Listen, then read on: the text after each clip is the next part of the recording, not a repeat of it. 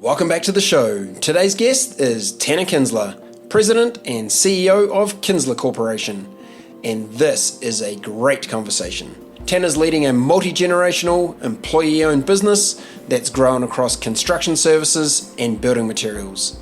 And he brings a seriously practical approach to leadership. We dig into 3 ideas that really stand out: structure for alignment, ask for help and give it generously, and play the long game. We also get into how those principles shape everything from acquisitions and culture to customers and compensation. If you're building a business and want to hear what leadership looks like when it's done with discipline, humility, and a real long-term mindset, you're going to love this one. Let's dive in. Tanner Kinzler, welcome along to the podcast. Great to have you on the show today. Hey, thanks for having me, Ryan. It's good to be with you. Indeed. And look, I'm excited for this conversation. We've had the opportunity to interact through our businesses working together and really respect what you've built. You've got a multi-generational company there at Kinzler Corp, and really keen to unpack some of the things that you guys are doing there and help our audience understand some of the steps you take for success. But to get going, let's dive in with some fast fact questions. We like our audience just to get to know you a little bit. So let's go. Sounds good. Are you a breakfast or dinner guy? Dinner. Dinner. And do you know what's on the menu tonight yet? I don't. I think the kids are cooking tonight, so it's okay. menu's up to them. Okay. How's that likely to pan out? Is that going to be like a Master Chef kind of experience, or They do a good job. Last time we did this when we were traveling together, I think it was pan-seared fresh caught trout. So oh wow, looking forward to it. Okay, seems like they've been schooled well. On holiday, Tanner, would we likely find you doing something adventurous like bungee jumping, or are you more of a pool lounger and a book kind of guy? Definitely on the adventure side. I think bungee jumping itself might be a little outside my risk tolerance, but definitely love a good adventure and being active. Okay, something come to mind that you've done on a previous holiday around that adventure zone? We're big mountain people, so we climb, we hike, kind of all things mountain sports. We're cross-country skiers, downhill skiers, all of that stuff. All right, good job. Okay, when it comes to learning, do you like books? Do you like video, podcasts? Kind of what's your preferred medium for finding out what's going on in the world and keeping up to date? Enjoy all of that for different things. I think books, time allowed, a good book is my preferred way to learn. Okay. And do you like a physical book or are you a Kindle? It's nuanced because I prefer the aesthetic and the tactile nature of a good paper book, and I miss that sometimes. But the practical side of having the stuff on the Kindle, traveling with you on all your devices, and then I've become a huge fan of Readwise, so I can save all my highlights and access them later. And so trending that way more towards the Kindle these days. Tell me a bit more about Readwise. I'm not familiar. You can link your account on Readwise to your Kindle account, or there's a number of other ways you can get data pushed in and out of it. But essentially, it's a repository for highlights and quotes from your reading and studies, and then it will you can set it to resurface those for you every morning. So part of my sort of morning ritual now is to go back and review some highlights, and you can set all kinds of metrics in there, how you want it to resurface those things for you on frequency and such. I love that. I'm going to check it out because I feel like that's something that's missing. I read all these great books. I'm in Kindle. I'm highlighting things, but I almost never go back and refer to it. So thanks for the tip. I'm going to check that one out. Tanner, you cats or dogs? Dog for sure. Yeah, we've got 2, Bernese Mountain Dog and a Golden Retriever, and they're traveling with us right now. So. Oh, okay. That's taken up some space with those 2. They are, yeah. I had to go hide in a spare bedroom to do this today, so they won't be scratching at the door to go out on the mountain. Nice. And routine, are you an early riser or a night owl? By nature, I'm an early riser. The nuance with that is I've got serious FOMO with the family, and they're all nocturnal, I swear. So I'm burning the candle at both ends, trying to hang out with them in the evening and get up to do this stuff in the morning. Right. So what is it? Sleep when you're dead? Is that the That's vibe? right. Yeah. But the older I get, the more I'm realizing how important sleep is. So indeed. So it's about the quality, not the volume. That's what sure. I lean into. Entertainment. Would we find you watching thriller, comedy, drama, rom-com? You're a bit of a rom-com guy, Tanner. Where are you at? Probably watch more of those than anything because of the family. But yeah, I'd probably tend towards a good comedy. Nice. Hey, that's great. Then let's change gears. Let's start talking a little about leadership. Maybe let's start off with just a bit of background. So you're currently the CEO of Kinzler Corporation. It is a multi-generational business. Can you just give us a brief kind of history of your path to taking on that role? Yeah, so like you said, grew up in and around the family business. It was founded by my father when I was young. So we've kind of been building it as a family throughout my life. Uh, Took the seat of CEO, I think in 2012 or so.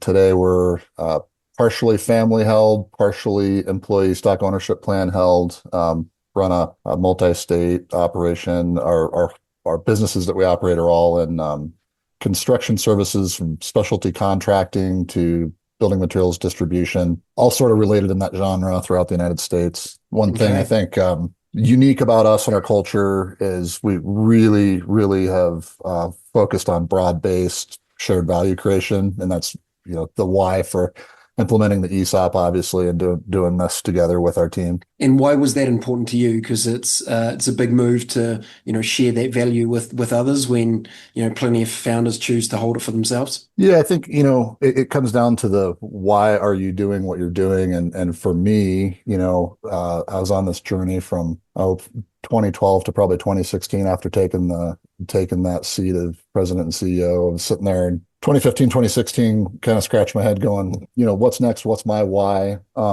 Obviously, opportunities come along for um, transactions to liquidity events to sell the business and that kind of thing. And uh, also seeking for alignment with my team, going, okay, how do I rally the troops to do this when it's closely held by our family, and the long-term value creation is all accruing to us, right? So for me, the why on the road was either we exit, or I get everybody in alignment with me, and we do it together and share the value creation through the ESOP. And it's been tremendous blessing to do it with our team like that since then. And Tanner, did you see a visible shift in how the team were thinking and operating once they became owners? Oh, 100% we have. The thing I'd share though is it's taken longer to take root than I would have thought. And when we were exploring the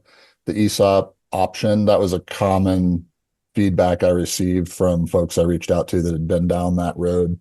Was, it's going to be harder than you think. It's going to be more complicated than you think, and it's going to take a lot longer for the culture to take root than you would think. And it took several years, but as it started to propagate through the organization, and we developed champions that really developed a deep understanding of it and how it worked, they helped to propagate it through our culture. And today it is our culture. It's just abound. It's awesome. That's great. And I feel like that's just the recipe for business, isn't it? That like everything will take twice as long and cost you three times as much, regardless of the 100%. project. 100%. These are tough learnings that we all do end up learning. Tanner, I asked you ahead of the conversation to think about your leadership and your style and things that are important to you, and asked you to see if you could like narrow that down to three of your top leadership insights. Could you share those with us, and then we'll maybe unpack them in detail?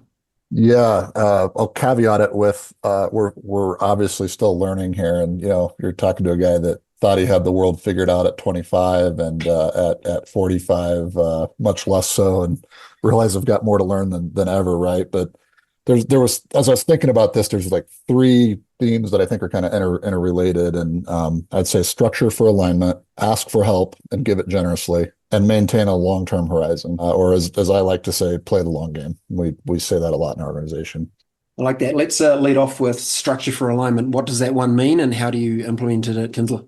Sure. So I would say the way we implement it is seeking first to understand the stakeholders' objectives in any situation. So whether it's compensation, design, an acquisition we're working on, a vendor relationship, internal leadership structure, we try to ask ourselves what the other party, what their objectives are, what winning looks like to the other party, and try to structure everything around alignment. And I'll give you a couple examples of how it's played out in an M&A transaction, for example. We have very different counterparties in those transactions with very different objectives and different time horizons, different desires for outcomes for them. So rather than try to fit everything into a box or a process that we have, we really encourage our team to seek first, understand, listen, understand their objectives, put yourself in the counterparty's shoes. Now let's go try to align, architect a structure that's aligned with meeting their objectives that, of course, also meets ours. But there's many ways to do that, and try to do it that way. And we look at it also a lot in compensation. Looking at how what are we rewarding and incenting in our organization, and is that aligned with the long-term value creation and long-term objectives of our organization. Okay. Can I maybe play devil's advocate on this one a little bit, Tanner? Sure. So all of our team members, they all want to earn more money, right? Sure. And they're right now we're seeing cost of living pressure for a lot of people. How do you approach that when someone goes, "Hey, look, Tanner, I just really need a pay rise to kind of keep my family operating"? How do you match that objective with also what the business is trying to achieve? Yeah, I think that's a great example of seeking to understand their objectives. Okay, I want more compensation now, and us saying, well, we want you doing the kind of behaviors that create long-term value for our organization. So if you're doing the right things today in the short term that we want you to be doing to create that long-term value, we can incent you with the compensation that aligns with your short-term objectives. Makes sense. Okay. And of course, what came to mind for me when you were talking about this was also customer interaction. So in you have some significant partnerships customers out there in the world. Do you always try to start your customer interactions with a similar approach with that structure for alignment? We do, yeah, and that's just kind of the way we try to approach, both on the customer side and upstream on the vendor supply chain side, like what our customers need to operate efficiently and effective, and some of our customers have different objectives, right? Some it's speed to market, and efficiency. Others it's quality, right? And we're trying to understand those objectives and align our offering of what we do for them. And on upstream on the supply chain side, we're trying to be an efficient, cost-effective customer to serve. So I'll give you an example of most of our industry and a lot of the building products arena will take mixed truckloads of multiple SKUs. It's more expensive to serve the customers that do that. We'll try to take single truckloads full SKU on a set schedule so they can plan their manufacturing operations and logistics around that and make us a better customer to them. That's great. And do you have an example where you weren't able to create alignment? Just maybe the objectives of the other party just wouldn't land, or what they were asking you to do didn't align with how you operate, or felt like maybe it was a conflict of values. You got an example of that situation? Yeah, the first one that comes to mind is on the customer side. For example, there's been some things we've been asked to do that are like, the industry term would be value engineering, but it's a cost out strategy. They're trying to down scope something, right? And at times we've looked at that from a durability perspective and said, hey, this isn't the right application. It's not going to be durable for the end user, or not be safe, or what have you. And there's been some hard decisions where we've had to say, hey, this isn't a fit. We're not aligned, and we're not going to work together. I always feel like it's a good test for values when there's money on the table, because they're very easy to put on the wall when they're on a poster. But That's when right. it comes down to going, I have to walk away for some cash, it's normally a pretty good test of whether you actually believe in your values or not. So That's right. glad that you guys have been able to do that. Okay, Tanner, let's move to ask for help and give it generously. Yeah. So I mentioned kind of the 25-year-old me at the setup for this, and I think the 25-year-old me would have said asking for help showed like I was unprepared, or maybe weak or unexperienced.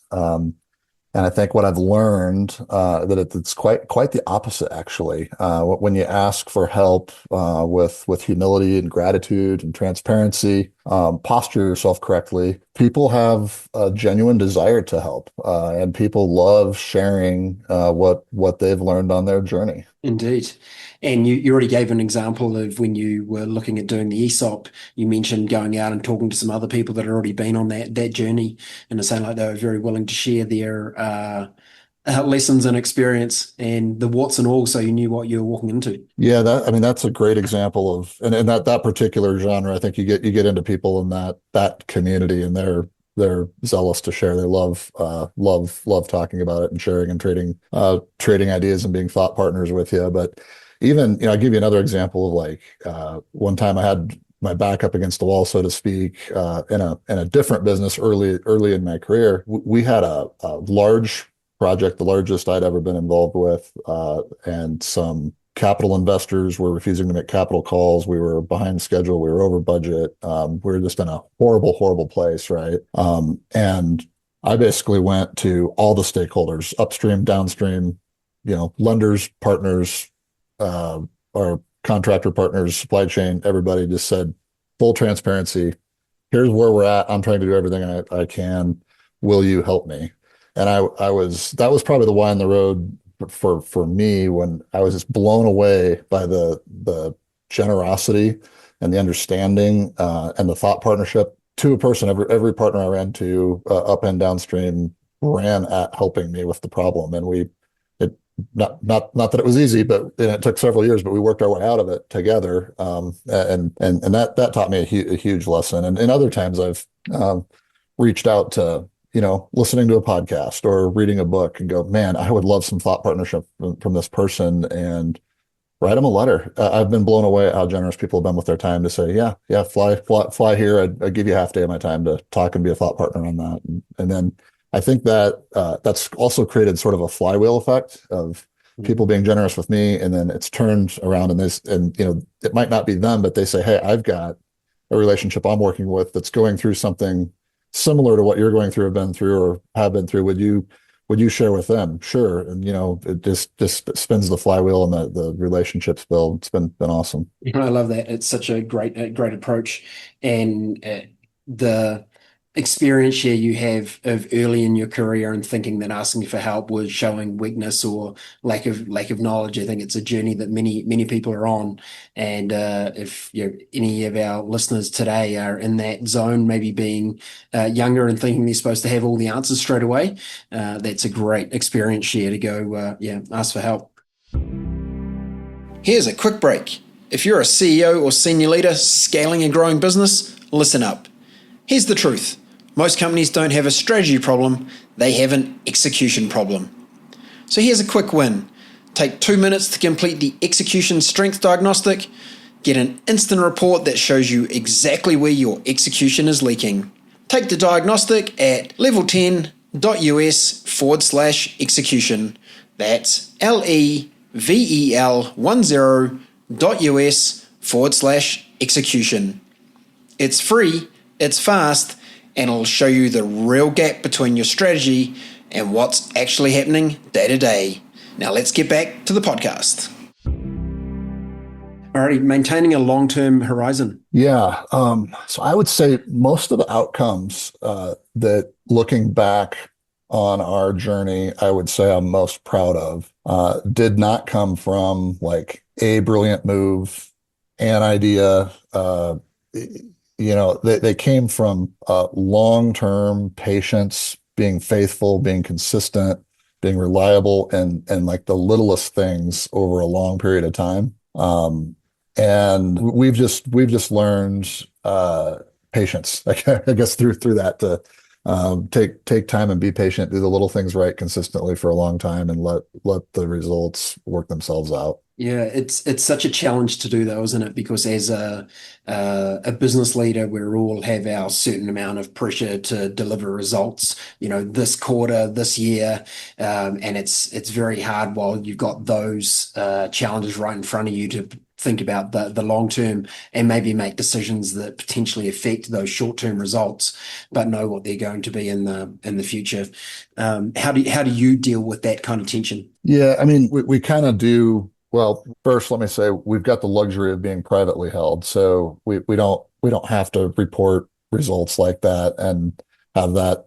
We don't have the external pressure. Of course, we've all got the internal pressure. We want to hit our numbers. We want to make budget. We want to get our bonuses and all of that, right? But we do have that luxury of being privately held and not having the external Sure. pressures. So we do an audit, internally where we'll just ask ourselves, 10 years from now, if I look back on this decision I'm making, is this the way I would have wanted to structure this, or would have there been a better way for the decade long horizon as opposed to the month, the quarter, the year, that kind of thing. And back to our conversation about alignment, that comes right into that of how we're thinking about setting up a relationship, a transaction, a contract, whatever. Is it aligned for the decade plus or for the lifetime or life cycle value of a relationship? And I mean, I'll give you an example that's kind of a real time one.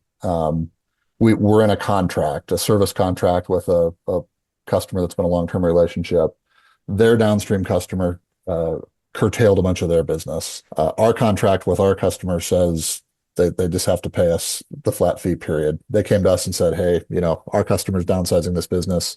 Can you help us?" We didn't even think about it. Our answer was, "Of course we will," because we want them to be a customer 30 years from now, not maximize the value of this, whatever term length we're under a contract for right now, right? So Yeah, because the likelihood they'll find a new customer and the first people they're going to want to partner with is going to be you, not going, hey, those guys tried to, hold us the contract, wouldn't give us any space, and so we'll go and find someone else to do the next gig with. So, I love exactly that right. whole team thinking. A board member of ours gave me a great piece of advice or insight, and it was businesses tend to wildly overestimate what they can achieve in the short term and wildly underestimate what they can achieve in the long term. And Yes. I think that sits very, very well with your sort of long-term horizon and how we can all get too caught up in trying to focus on the short-term outcomes and not have that long-term thinking. So yeah, I really like your approach that you take there. Yeah, that's we parrot that quote a lot around our organization. And the thing is, I'd also say it's, having a long-term perspective isn't being passive. It's just discipline, consistency over a long period of time and being patient, right? Yes. Yeah. It is the recipe for success in every aspect of life. It's just also the one that doesn't get the internet sensation of like, oh, we built it today, we sold it for $1 billion, tomorrow.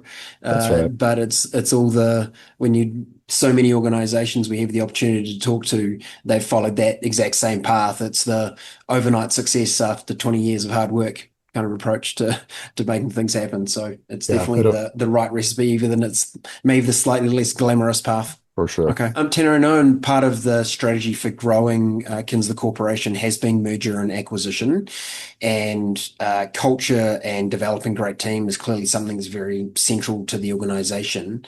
It's a common challenge when you merge or acquire businesses of how you blend cultures. So how do you think about that when you're maybe bringing a new business into your global organization? How do you think about that culture alignment and bringing the very best of what Kinzler has to offer, but maybe also not killing what they've got in place that's working well also? Yeah, and a lot of that goes to our early stage, getting to know the prospective company we're looking at, and what we've found is that the ones that will be the best for us, the best fits for us, also have cultures that align, where the interests of the seller align with our interests usually because they care. If they've built a culture where they care deeply about their people that help them build business, they're going to care that it's stewarded in hands that will treat those people the way they want them to be treated and celebrate and protecting their legacy going forward. So a lot of that's just really early stage, back to where we started the conversation about understanding the stakeholders' objectives and going, okay, why are they selling? What do they, what do they want to sell for? And if it's for the right reasons, if it's hey, I'm at a, life transition point, but I want to protect my people and have them be stewarded in good hands. Great. There's likely a fit there. If it's a short-term PE roll up flip strategy, probably not going to be a fit for us, right? Okay. Total alignment. I love it. And when you're doing your due diligence with a potential organization, I'm sure you can have great conversation with the seller stakeholder where you can test for those kind of motivations and what's going on. Do you try to also get direct contact with people inside the organization so you can get a sense of culture on the shop floor, so to speak? We love to, and for obvious reasons, that's not always possible, at least very deep into the organization. But if we can even Sure. get the handful of the most senior non-equity holder, non-owners, it's usually really apparent what the underlying culture is, and if they'd be a great fit in our organization. Nice. And Tanner, attracting talent, the very best of talent is always a desire for every business. How do you try to bring what you're building and what you center around? Because what you've talked about here is phenomenal. I would call it employer brand. Everyone wants to work for organizations that align with the things you've spoken about today.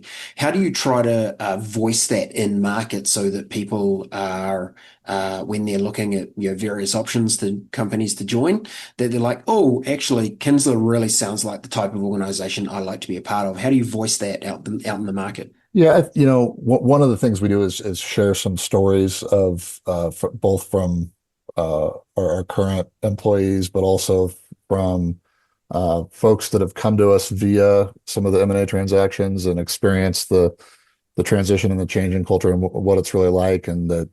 Yeah, because it's one thing, like you said earlier, to you can slap the core values up on a poster on the wall, right? But to get a sense that no, that's real. This is how we show up every day and how we interact with each other and operate the business, and that we also maintain that long-term horizon. And those are the way we're making decisions, the way we're rewarding and incenting our people. It's the way we're structuring these transactions with folks so that the right things that build long-term value for all the stakeholders are incented, and we're aligned in that. We're not trying to angle or jostle for short-term opportunity out of the transaction. Yeah, makes a lot of sense. Thank you, Tanner, for sharing those insights. And I love how connected your three insights are. They all sit, right alongside each other, and it's the power of the three of them. And I'm sure there's more, but of the three that you've talked about, the cumulative power of those three operating in unison, I can see how that can be really powerful for the organization. Maybe to close us out, where's Kinzler Corp going to be in 100 years' time now that you play a long game? Yeah, well, I mean, that's the focus, is to build for durability and independence and perpetuity, right? So as we continue the transition to one day be 100% employee owned, and if God willing, I do the right things during my tenure here, we'll leave this thing in a really durable place that it can stay independent and employee owned and perpetuity, and still be growing in that way in 100 years. It's a great aspiration. I love it. Hey, Tanner, thanks so much for joining us on the podcast today. It's been a real pleasure to have you. Yeah, thanks, Rand. Enjoyed the conversation. Thanks for tuning in to Level 10 Leaders. If today's episode hit home, here's one action to take right now. Do the execution strength diagnostic at level10.us/execution. That's level10.us/execution. It's fast, free, and will show you exactly where your execution is leaking. Hit subscribe, share this with one person who needs to break through the ceiling and crush their growth goals. Stay tuned for the next episode, where we'll show you exactly how to level up to level 10.